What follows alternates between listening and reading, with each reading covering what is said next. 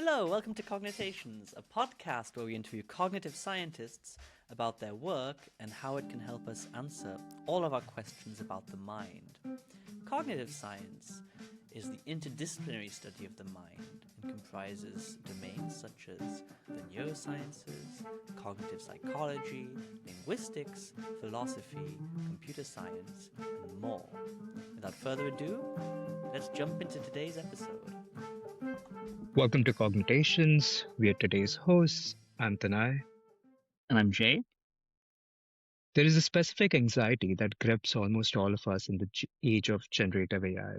Whether you're an artist, a coder, or a writer, you're asking yourself, as these AI agents get smarter, are we entering a golden age of hypercreativity? Or are we entering an age of homogenized culture where we all just recycle the same AI generated ideas? Today's guest, Bret Beheim, suggests that a surprising place to find a potential answer to this lies in a board game, Go. By analyzing over 100,000 Go games, Bret has tried to illustrate how human innovation is affected by changes in our surrounding technologies. Welcome to the show, Bret.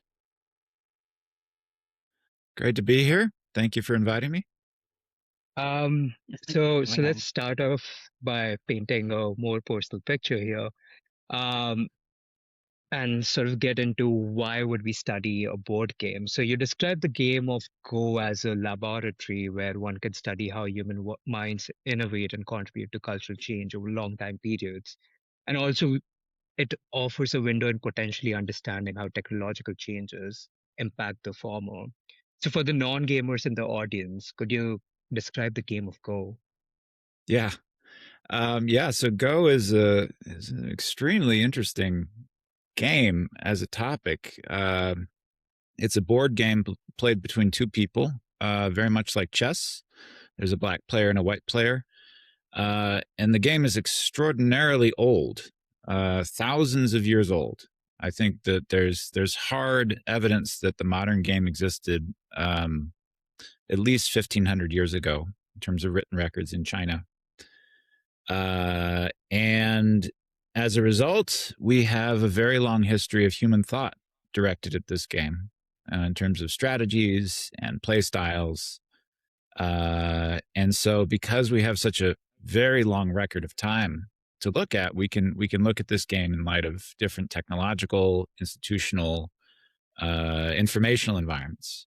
One way I think about it is that basically humans created this game and then spent, hundreds and hundreds of years in this gigantic parallel processing effort to try to understand the game. And then after thousands of years of work, we have now a pretty mature body of theory and strategy directed at this game, which we can compare with the strategies that have been developed by deep learning algorithms now. So for the first time, we kind of have two different perspectives on this game, one that was purely created by humans, and then one that was created by artificial intelligence, which of course was created by humans. And so I think it's a fascinating way to get at this particular question that you brought up. And how did you come to realize all of this about Go? Are you a Go player yourself? Well, yeah, I got into it when I was in college. This was in the 2000s, well before we had strong AI. And I was really fascinated by the deep aspect of it, the idea that there was, strategies that existed 100 years ago or 200 years ago, which had been fallen out of favor. I did play it, before I started studying it scientifically. But then when I realized how much data was out there, I thought, this kind of intersects with the questions that I'm interested in about cultural change and about the way we can study culture from kind of a formal quantitative perspective in history, studying history kind of in a formal mathematical way. And so it was a nice intersection of my interests and just the fact it's a fun game and it's really kind of it's a great hobby as well. So there was a there was a formulation that there was interesting. You said it. I think you said it's a massive parallel processing endeavor. Can you explain why you said that? Well, I mean, it's certainly kind of a computational problem when humans are working on something, right? That, you know, it resembles the kind of parallel processing efforts you'd see with a computer, sort of a computer cluster. I mean, I was thinking about something very specific, actually. If you are familiar with the novel The Three-Body Problem, there's this great illustration of kind of human-based computation where this big army is basically asked to emulate a circuit or a very large, you know, microprocessor by each individual in the army kind of functioning like a logic gate.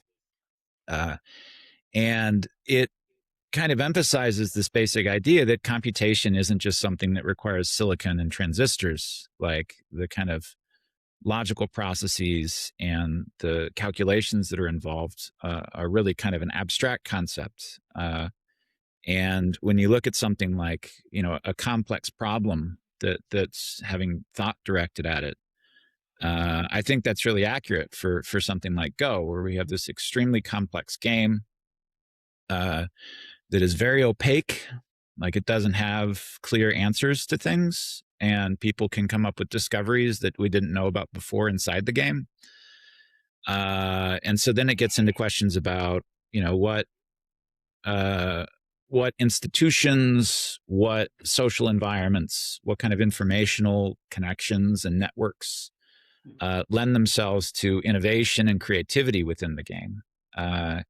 And because we have so many different people playing the game across different countries and time periods, you know, you've got samurai in Japan in the 1600s. You've got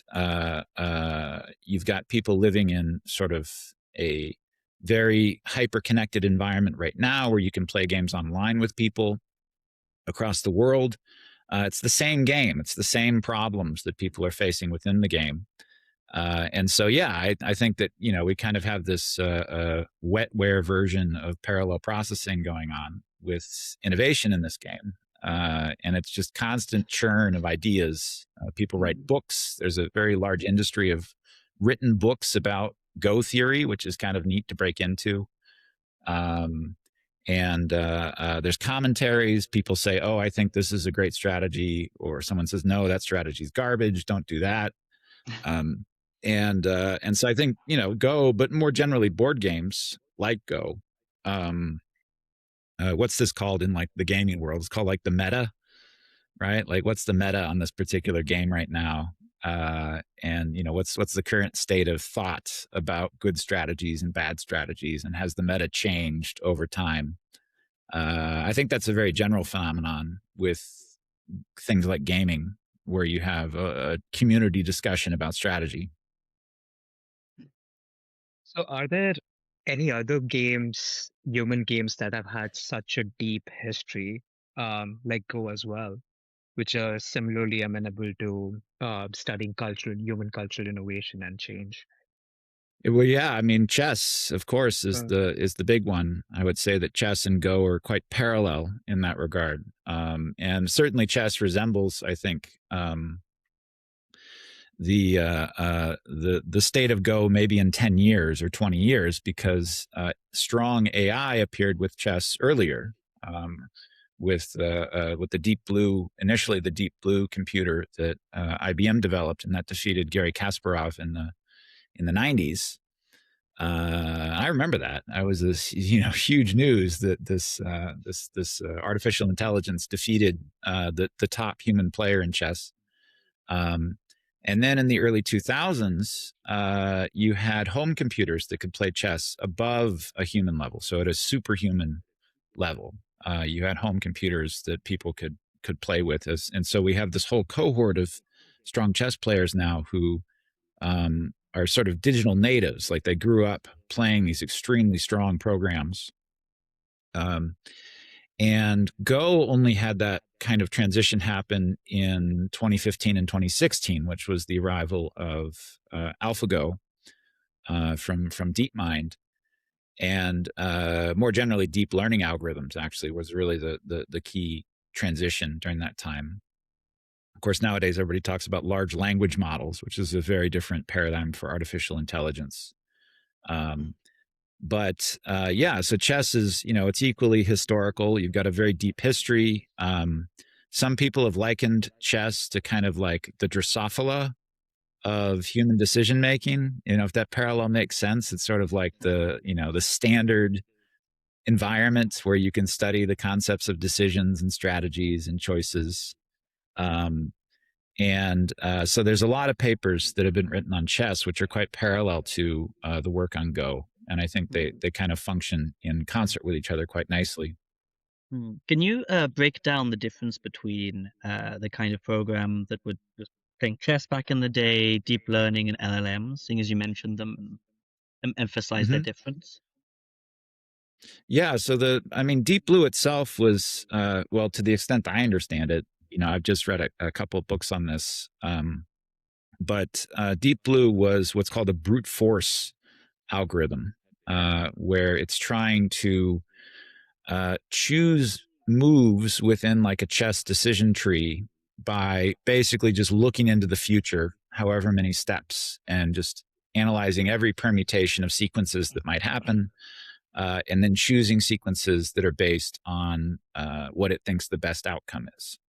So it's extremely computationally intensive, but it also requires a somewhat limited space of decisions to be made, right? So this is one of the reasons why we didn't have really strong AI in Go for the 20 years since Kasparov was defeated until AlphaGo, because you can't really, well. Like, also maybe it'd be clearer if you like describe like how, like what the rules of Go are and how it's played, and maybe then we'll see like how there's more of like a computational problem than chess, for example. Yeah, sure. So they're very similar games in the sense that each player is taking one move, they're putting a piece on the board or doing something to the board. The major differences between chess and Go the biggest one is that the board in Go is huge. So in total, I think it's a 19 by 19 board. So you have 361 places that you can put a move on the first move. Whereas in chess, you have a very constrained space, relatively speaking. It kind of resembles like a battle, right? Like you've got two armies on each side of the board in chess, and they kind of have this war of attrition going on until the survivors kind of determine who wins by capturing the king and or forcing a stalemate. Go it's a very large board, and so you have a number of different battles going on simultaneously across the board. You're putting little pieces on the board with the goal of surrounding territory. It can be very subtle in terms of the way that the game plays out, because capturing pieces is not a primary goal, really. Capturing can be important in the game, or the threat of capturing pieces, but it's more like a dance where you're trying to surround portions of the board while preventing the other player from surrounding portions of the board. And then whoever controls the majority of the board at the end of the game wins. So it's very simple in terms of the rule set, like just sort of explaining it and teaching it. I think it's quite accessible. But that very vast space of possibilities means that it's very difficult to brute force anything in terms of trying to figure out strategies. Like there's just too many strategies. It goes beyond our ability, even with modern technology, it goes beyond our ability to really realistically compute all the different ways that a game might play out. And so the shift that happened towards deep learning algorithms and training neural networks to make decisions, and kind of encapsulating knowledge about the game through the weights associated with neural networks in like a multiplex, training network. That was the big innovation in terms of being able to produce really strong artificial intelligence here. And it's not brute forcing. That's one of the things that's quite interesting about things like AlphaGo and its successors. There's AlphaGo originally. There was AlphaGo in 2015. Then there was AlphaZero or AlphaGo Zero, which was the successor to AlphaGo. And the reason it's called Zero is because it was not trained on any human games. So AlphaGo was training its neural network off of human play. So it was seeing human play. It was figuring out what worked and what didn't work from human games. And then it compressed that into the connections between the nodes in the neural network. And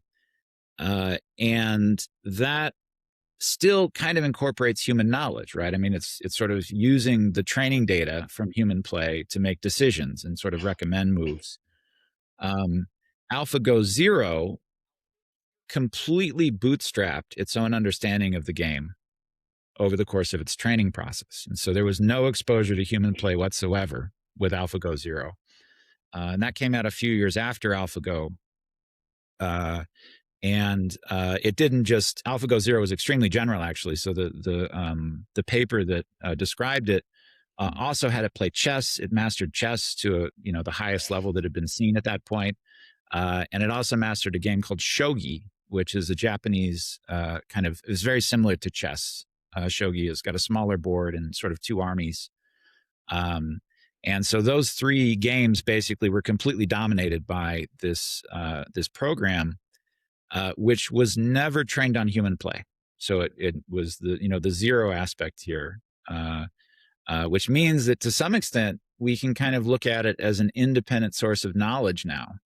Like it developed its own. It's like aliens landed, and they said, "Oh yeah, we also play chess. Here's our meta." And then it can tell you all about what it thinks are good moves. And one of the coolest things when I remember first seeing this, one of the coolest things is that it came up with a lot of the things that humans came up with. So we had independent discoveries of certain opening strategies.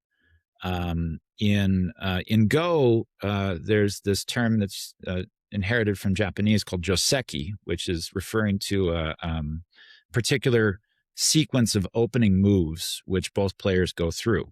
And this is a bit like in chess, how there's standard openings people will memorize, and they say, yes, this is the Queen's Gambit, or the Ruy Lopez, right? And so that's similar to what goes on in the opening of Go, is that strong players will memorize a number of these opening joseki, and play through them if they think this is the appropriate conditions to do that. And many of those joseki were rediscovered by AlphaGo Zero. Like the algorithm independently developed its own understanding, but it also modified them too, which is the other cool thing. Is that's kind of what my paper's about. Is that there's been a lot of small modifications to opening moves as a result of you have basically an independent knowledge source, which is supremely dominant now in the game. This is the other thing to emphasize, is that the strongest Go AI now, since basically 2016, is just beyond the ability for humans to beat. Like there's no chance we're going to train up, and get be able to defeat them at this point. I think it's clear that just the way that, and this is also true in chess, right, is that Stockfish, which I think is the dominant chess AI right now, commercially available chess AI, is just impossible for humans to beat. So that's the current state of situation, this current state of affairs. We have these sort of godlike superhuman AI who play these games above our level. But they also play certain things which clearly are rediscoveries of things that humans discovered in their own meta, which I think is quite cool, that we have this kind of convergence in ideas. And it kind of was an open question. Like I would say that when this AI stuff first started showing up, I was thinking that we might find out that we just had no idea how to play this game at all. And as soon as we meet the aliens who play the game too, they would actually show us that everything is wrong. We were on the wrong track from the beginning. We just got to throw it all out. And that didn't really happen. We had some important revision since the arrival of these superhuman players. But for the most part, I would say you don't see the big shifts in Go strategies that you see in historical time in the game before the arrival of the internet and before the arrival of superhuman AI. There's substantial strategic revision in the game historically that you can measure. You can quantify this, like how much did strategy shift over time. And at least relatively speaking, the role of AI seems to be somewhat smaller than some of the biggest shifts in the game historically. So you've teased a lot of cool findings from this work that you have done on analyzing Go. So maybe it's time to switch gears and sort of get into the weeds of the project. So you analyzed over, if I'm correct, over 118,000 Go games from the late 1600s to 2024. Now, and you also mentioned before that there are neat ways to quantify how people are changing strategies over time. So, since innovation, especially human innovation, can be construed as quite subjective, how did you sort of measure innovation and homogenization in the game? Yeah, this is I think a big question. Like that's really the start of a lot of these discussions is how could you possibly study something historical like this from a mathematical or quantitative perspective? And my background, my basic answer comes from my training, which is actually in the field of evolutionary ecology. That's what my PhD's in. And specifically looking at changes in frequencies over time as sort of the key focus. So if we have some kind of a population that we can study, population of players or population of games that we can look at, we can track the frequencies in certain traits over time and use that as our main focus. Like, what are the reasons why you see a big change in the frequency or a small change? And so, like a common example that comes up is studying baby names. Like, so there's some really cool websites where you can look at like the popularity of your name every year in babies, right, as they're born in different countries or in different historical periods. And you can definitely, of course, associate that with events. Like if some famous person appears with that name, it's possible there'll be a big spike in that name, or maybe the opposite. If that name becomes infamous, it might disappear very quickly. Sometimes I think like movies can be very influential if a name appears or not. And you can do the same thing with any number of characteristics, is as long as it's something you can quantify, you can say this is something we can track through time. And so in board games like chess and in Go, you can ask, is the frequency of a particular strategy changing over time? So is this a strategy that you can define? You can say, okay, I'm going to study this chess opening or this Go opening as a sequence, right? It's like this move followed by this move followed by this move. That becomes a trait, and you can say I'm going to track that trait through time, and then it becomes a question of where you can get data for this. So you're studying baby names, you're going to need something like hospital birth records, right? Like you're pulling off the names on all the birth certificates or using some kind of national database. In the context of board games, we have these historical databases of games that have been curated by aficionados. And there's been some interest in this now in the field of the digital humanities. This is a kind of a growing field of the social sciences and humanities that tries to use quantification to measure historical change. And any number of topics. You can study music, trends inside music and song lyrics, artistic motifs in paintings, or maybe word choice in literature. Like you can do all these historical analyses now because there's these big databases that exist. And that's also true for chess and for Go, that there's a number of databases of historical games that you can pull. And then it becomes mostly a computational challenge to try to define the traits that you're looking for and then figure out how to calculate their appearance historically. Like how common are they every year? is the sample that you're looking at representative, theoretically, of the actual collection of players during that year? Is there some kind of national or regional bias which you have to sort of compensate for or worry about? And then it becomes kind of a question of statistical analysis. Like you're looking at these historical frequencies and how they change over time, mapping those to maybe world events. Like if you see some kind of big shift that takes place, and that becomes the main focus. Yeah, so you ended up dividing the history of Go that you look at the 6 distinct eras. How did you do this, and what were the eras? Yeah, so the goal of the paper was to try to focus on the idea that it's interesting to study the long-term evolution of ideas, mostly focusing on the information environments that people are in. So somebody who's playing this kind of a game in a medieval environment, like a feudal context, where there isn't necessarily the ability to play this game a lot or to access lots of resources like books. That's really interesting to be able to study how the evolution of the game takes place. And it really is the case that, with something like a board game, if you're trying to learn how to play it, you basically have one major option, which is that you play the game with other people and you learn the game from that experience, or you watch people play, right?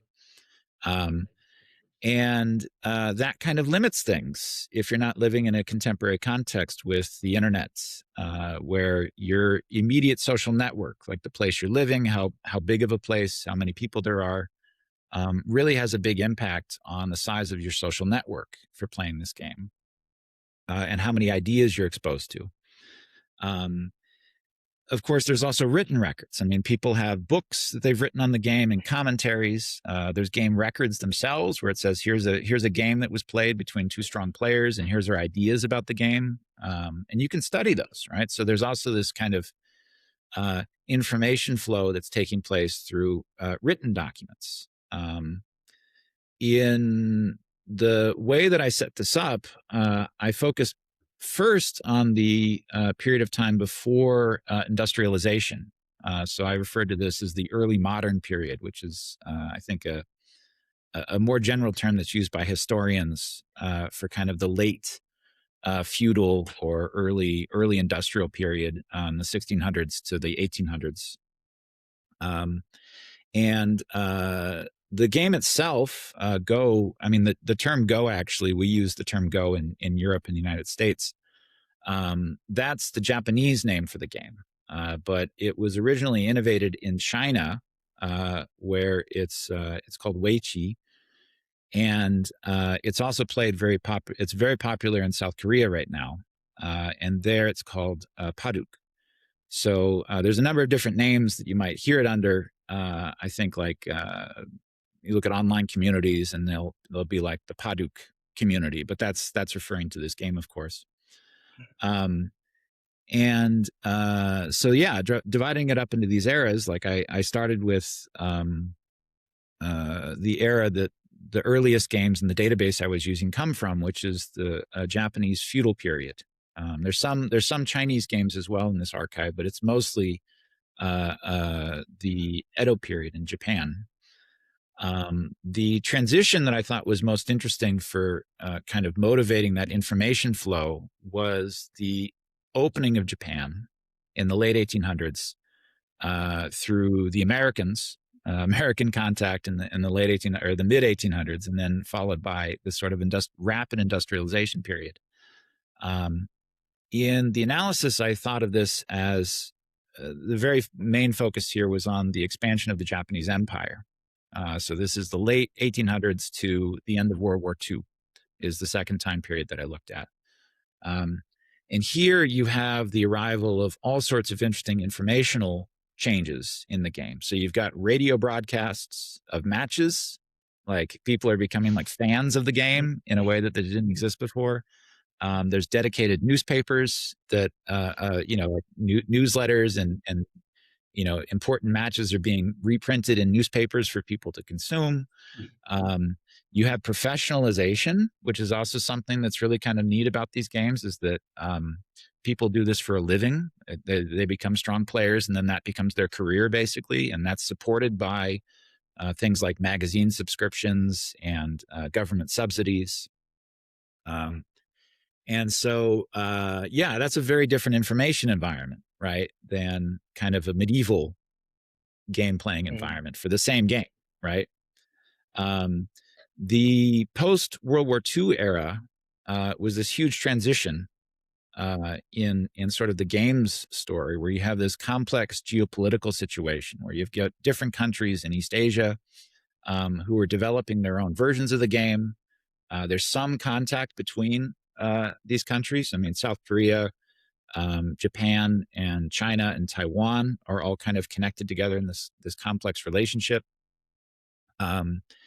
And then you have the arrival of the internet, which I think is one of the most significant changes that you can see now in the game. Where, I mean, before, you're limited, even in a telecommunication world, you're still limited in terms of your direct ability to play somebody to just a very few possibilities. I mean, correspondence is, I guess you could, I don't know if you know, correspondence games, right, where you're sort of like writing a letter that says, I want to do this move next, and you send it to the mail, and then right, people did this, right, for a long time. They still do it. But with the internet now, it's like you have this online website that you can go to, and you can play somebody from another country who does not speak the same language you do necessarily, right? Totally different information environment in terms of your ability to get experience and train up, and so that was its own era in the paper. Was I think the earliest servers were in the early 90s. You had people being able to log in and play online as much as they wanted, wherever they were with an internet connection. And I took that up until the arrival of AlphaGo, which was in 2015 and 16. 2015 was when AlphaGo defeated the European champion. And then in 2016, that same European champion played against the best player in the world, and he was a puppet of AlphaGo against Lee Sedol. And he defeated and AlphaGo defeated Lee Sedol very famously in a 4-1 match in 2016. And so that was the real arrival, I would say, of the superhuman AI era, which is what we're living in now. And so we've had about 10 years worth of data now on the since that moment when AI showed up for real in Go. Backtracking a tiny bit, I'm wondering, and we'll get to the internet and all this afterwards, but I'm curious, like you described the post World War II period as kind of complex geopolitical kind of quagmire.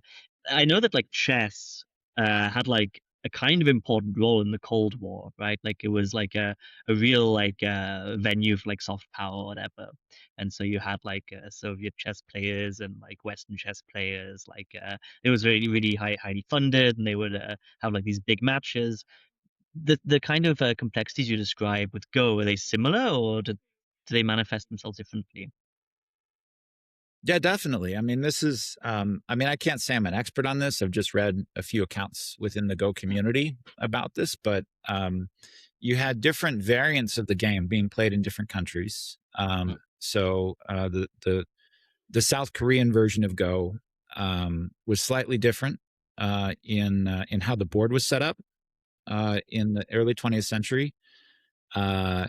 And South Korea and Japan during this time had a very bitter relationship because of the events of the early 20th century and the Japanese occupation of Korea. And so you had the development of a Korean Go association taking place during this time. There was contact between South Korea and Japan. Professional players were socializing each other. You also had this kind of aristocratic aspect to Go. I mean, historically, it was a game that was played, at like the higher levels of society in terms of its mystique. It was very popular among nobles in China and in Japan. And this was something that factored into its popularity, I think, in the People's Republic of China during the Cultural Revolution, that it had this kind of aristocratic aspect, which was unpopular during this time. So you have international rivalries. You have kind of the valence of the game as this something that might have been seen as archaic or medieval. And of course, you also had actual wars taking place, right? You had the Korean War in the 1950s. You had the Vietnam War taking place, and of course the Chinese Communist Revolution in the late 40s. So all of these events are taking place in the larger world, but then players of the game, they're sharing knowledge between these different communities. The networks are breaking up and connecting. And nowadays we have these very international environments that players are embedded within.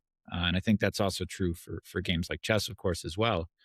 I mean, there's really nothing equivalent to, like Bobby Fischer versus the Soviet Union as far as I know. But certainly there are lots of international tournaments which take place where national pride is on the line in terms of the performance.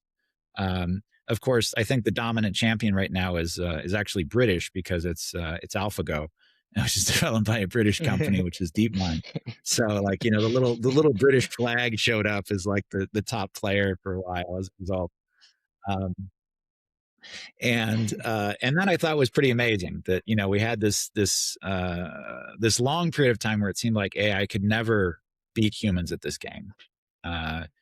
And before AlphaGo, it almost seemed like it was laughable. I remember playing AI in the early 2010s that were just so easy to troll. Like, you could figure out ways to kind of exploit weaknesses in their abilities. And now it's a totally different information environment. Like, the top professional players will ask AI what they think of a particular situation because the analysis is super deep. Now it trolls so, you. Yeah, it trolls you, exactly, right? There's all sorts of great little subtle things going on there with the learning dynamics. And especially, I mean, the really interesting thing, I think, is that the ability for any player now to get really good feedback is just so much higher, because you can download and install a program like LeelaGo on your computer, and you can play, games with it, and you can show it games that it gives analysis on it. It says, oh, this is a blunder that you made here, and this is this immediately lost you the game, or something like that. And of course, this was a very similar thing that we saw with chess in the early 2000s.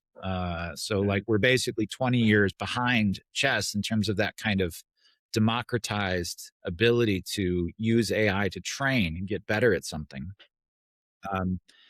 And in both contexts, in chess and in Go, there's been research that's been done.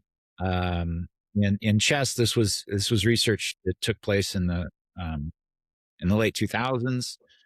And more recently, there was a paper by Ming-Q Shin and Tom Griffiths for Go, where they found that the arrival of AI demonstrably made human players better. Like, the overall level of skill in human players just increased immediately as soon as they had access to these superhuman training programs, basically. And the way that I've heard this manifest from really high-level Go players is they say that in Go, there's this skill level that people refer to describe their rank. So it's at least in the Japanese system that's used in the West, it's you have these numbers that say, I'm like a 10Q, I'm a 5Q. I think the highest is a 1Q. And then it switches over to the Dan level, which is like a black belt. And so your first Dan, second Dan, third Dan, and so forth. And it goes up from there. And so we have these ranks that people refer to themselves at. and are used as official ranks for matches and tournaments and things like that. And high-level players have told me, I'm not a high-level player, by the way. I'm just the highest I ever got was 5Q, if anybody knows what that means in this context. And that was in an online, that was like on the online Go server. That's not bad, right? But, well, you know, respectable amateur. I don't know what you might be able to call that. But just enough so I can study the game, basically. I wish I could devote more time to it personally. Maybe when I retire.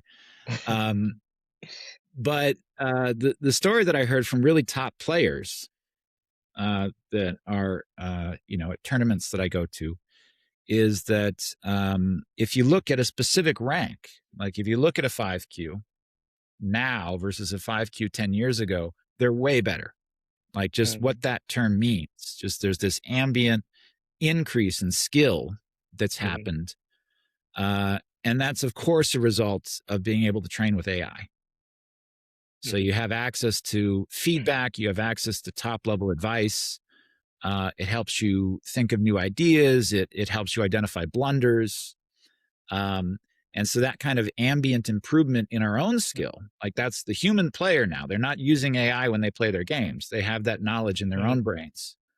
That's one of the major consequences of this experience that we have now with AI. So now would be maybe a good point to sort of get into some of the main results of your project, especially since you mentioned about the impact of AI on the skill of Go players. So has the spread of AI increased or decreased the rate of human innovation in the game as well, as opposed to the skill level? That's a great question.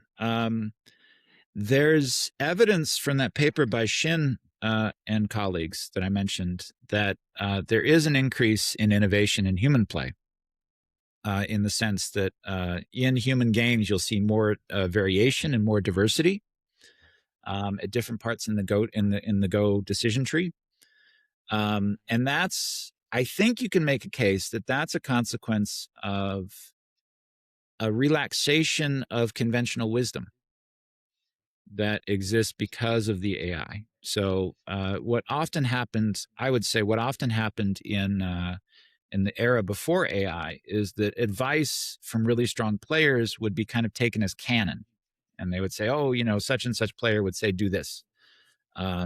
Conventional wisdom became something that people followed because it's such a hard game to navigate through. I mean, I don't know what to do. You know, if some really strong player says, try this, you know, this is what you should do, then yeah, I'm going to do that, right? So, I mean, this is just a basic challenge of social learning.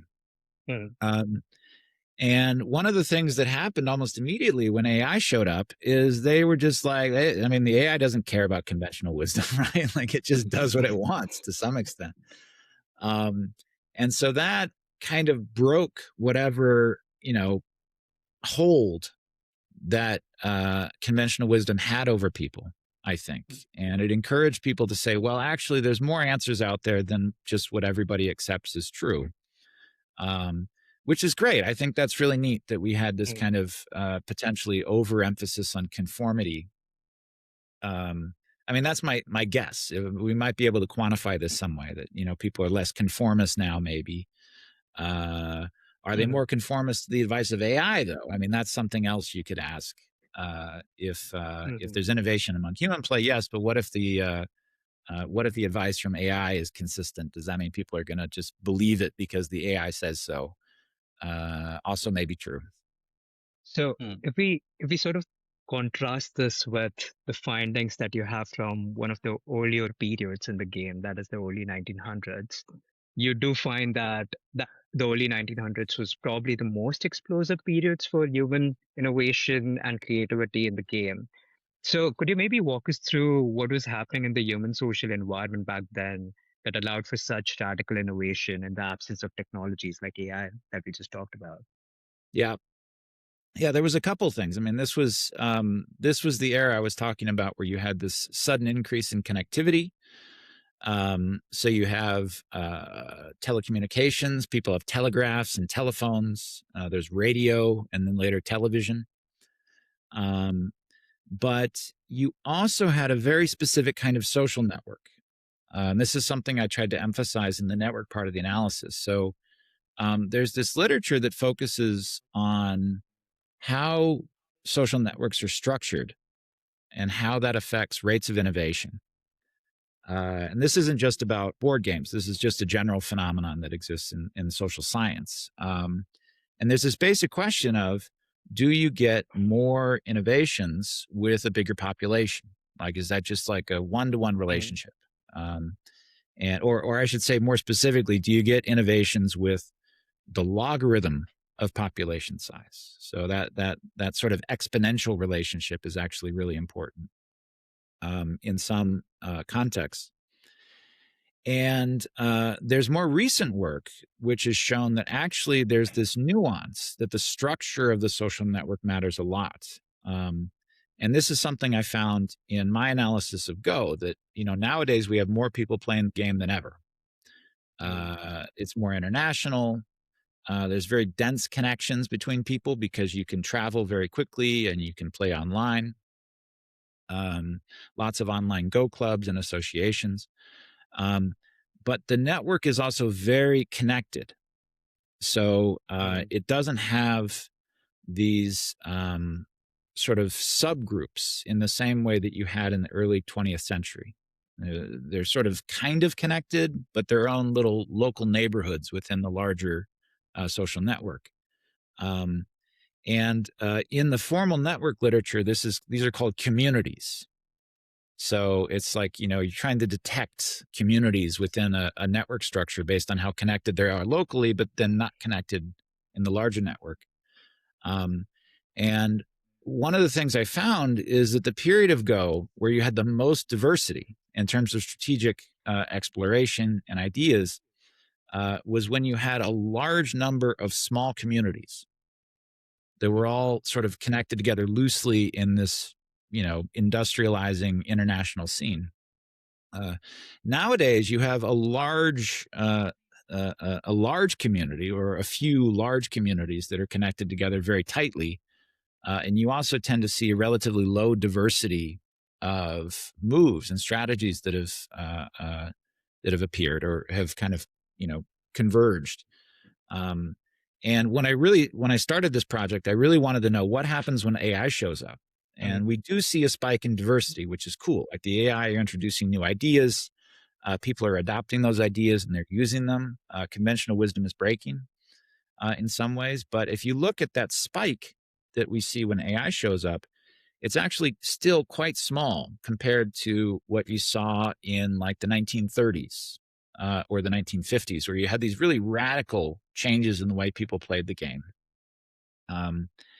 And it could be the case that what's actually happened is that we're kind of done. Like we sort of solved, Go as far as humans will really go. And so the reason there's such a low diversity of openings now relative to like 100 years ago is because we've identified all the good ones. But we're only 10 years since AlphaGo arrived. I mean, for a game that's been around for like 2,000 years, I think it's really too soon to tell if there isn't going to be any kind of major upsets in terms of our understanding. Maybe not. Maybe things will be relatively calm from this point forward. I don't know. But it's exciting now because we have this independent entity or mind, if you want to call it that also plays the game and has opinions about the game.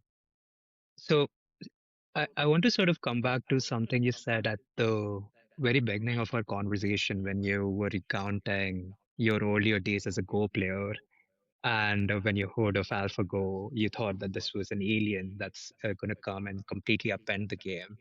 And you sort of tease this finding that you also find in this paper that actually AI just sort of rediscovered all of the human opening strategies. Why do you think that is, given the amount of permutations and possibilities that are there in this game? Right. Well, I mean, the basic answer, I think, is that the parallel processing that we do as humans is really good. Like individually, we're not necessarily as good as AI. I mean, we know that for certain at games like Go and chess. There's no competition there. But collectively, the sort of effect of cumulative evolution for humans is that we were able to basically get most of the way there ourselves. Like, we used our collective intelligence to come up with solutions that each individual in the process contributed only a small amount to. Like, it wasn't like big geniuses discovering things. It was thousands and thousands of players trying stuff over the course of time and saving the things that worked, sharing that, improving it, doing that for 2,000 years, right? And it turns out we got a ton of really good strategies out of that. And that was validated by the fact that the aliens showed up and said, yeah, those are pretty good. Right. There was some groupthink, some collective conformity going on as well, of course. But it's just the more general phenomenon, I think, that the ability for humans to solve problems is hugely enhanced by our capacity for culture, that we can transmit knowledge from person to person. We can use the experiences of others as if they were our own experiences, right? So like one of the classic descriptions of this is that humans have this unique ability to use technology that no single person could have invented themselves. Like, no one by themselves in one generation would ever come up with any of the technology that we use right now. And any individual's contribution to that development of that technology is often quite small. But over the accumulated effect of hundreds or thousands or tens of thousands of years, you have these extremely sophisticated tools and ideas and institutions that we take advantage of and think of as just the natural environment that we're part of. But they come from a relatively smart process of innovation where the participants themselves don't necessarily have to be geniuses to be able to come up with that. And that's the part that's really neat, right? Is to sort of get these amazing adaptations, amazing innovations from a species that clearly can be outclassed now by things like AlphaGo Zero. So that too is, I think, a big part of this story, is the ability to help us understand our capacity for cultural innovation and cumulative cultural innovation. That's a kind of both beautiful and slightly ominous note, I think, to possibly end on. So I think we can wrap up. Because I think we've covered like a lot of things as well. But before, although we covered a lot, before we wrap up, do you think there's anything that we missed or that you would like to make more precise or clear? Well, one thing that I thought was really neat after studying this was I learned a lot more about the kind of more general phenomenon of quantification when it comes to sports and games. And I mean, we talk about this like, AI is great because it helps players get stronger. And you also see this with like sports analytics, where people are studying basketball, they're studying baseball, they're studying football. And they look at all this data and they come up with recommendations. But there is kind of a feedback process to that sort of scientificization of or formalization of the analytics, which is that it actually kind of makes the games more boring. Like you see a collapse in diversity because everyone says, oh, shooting from the 3-point line works really well. And so that's now all we're going to do. And so this is something that I've heard recently being a kind of a problem, that as a place for entertainment, if you've got this hyper analytic approach to winning at all costs, then it can have a negative effect on the enjoyment of the game. Potentially even for the players themselves, because they're just basically giving a script that says you have to do this because the AI says so. And that's something that, could potentially be seen as a major downside, that it's modifying the games in ways that lose the reason we originally liked them in the first place. Well, I hope that doesn't happen to things like music or whatever. Yeah, absolutely. Right. So, yeah, anyway. So based on this so-called scientificization of sports analytics and your analysis. If you were to give personal advice to a young Go player in this day and age, to be more innovative in Go, what would that advice be? Well, there's this classic piece of advice that predates AI, which is that if you want to learn how to play the game, you have to play your first 50 games very quickly with the anticipation you're going to lose all of them. And that becomes, I think, just a general phenomenon. People are shy about ranked games. People are shy about play because they think about the wins and the losses. But it's actually more about like learning how to play and learning how to get good at things. And that requires just experience, constant experience. And so, yeah, I mean, my perspective is that if you were getting serious about this, then you'd be training as much as possible with AI, getting feedback on your games, using tools to give you analysis of choices that you made or choices you could have made, and then just all the different ways you can play. I mean, I think many major cities have Go clubs that you can be part of. I'm in Leipzig here in Germany, and there's a very nice Go club here. I was in London last year, and there's like 4 Go clubs that in London, which meet at different days. So you could theoretically play Go, it's like most of the week. So it's pretty nice to see how big the online and international communities are for these kinds of things. And so, yeah, experience with the community itself, I think, is a big part of that as well. Nice. Another question we ask upon wrapping up is, do you have any recommendations of any kind of media? It could be a book about the topic, it could be a novel, a film, or whatever you want that reflects the themes of the episode. Oh, that's a great question. So there's this Japanese manga, which I think is a really great experience. I mean, it's pre AI. It's called Hikaru no Go, or Hikaru's Go. And the main focus of the manga is about a kid in Japan who's getting into Go. But it has this overarching theme of connecting his experiences in the 90s with the larger history of the game and the way in which like strategies from 200 years earlier have an effect on his life. And that, I think, is a good vehicle for people to experience the game, even if they're not learning the rules necessarily, because it totally connects into the idea of how deep historically this game is, and also a bit about the way that it kind of works internationally. So that manga, I think, is fantastic if anybody wants to learn more about it. Hikaru no Go is great. An anecdote about the manga is that when I was around 12 or something, the local library got that manga, and then all of the local like kids, like they read it and they really wanted to play Go, so they lobbied the library to get a Go ban, and then we started a Go club because of that manga.